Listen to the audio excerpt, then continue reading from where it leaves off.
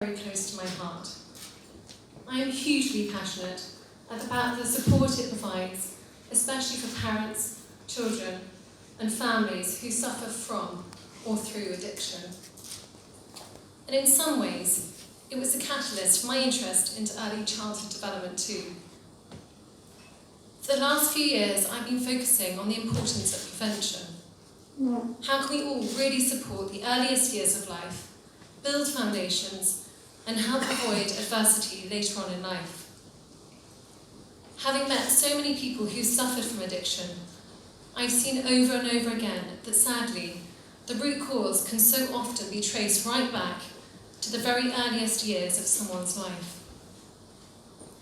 Trauma experienced in early childhood, in some cases as a result of separation, abandonment, abuse, or even emotional neglect, can have a lasting effect. What we experience during our earliest years, even whilst we're still in the womb, shapes the developing brain. It is therefore vital that we support everybody who cares for those children in those formative years, especially if we want to help with the intergenerational cycle of addiction.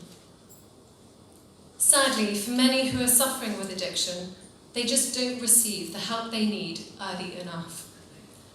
They've already reached crisis point before they find the support they need.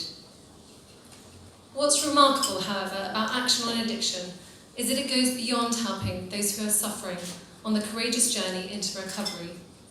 It also lends direct support to the children and families affected by addiction for as long as it takes.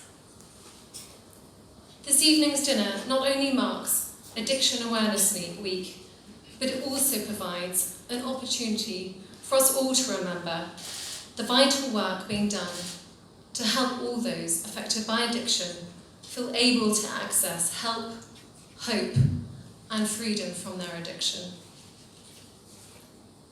There was never a more important time for Action on Addiction to succeed, and I, for one, could not be more delighted to support such a special organisation.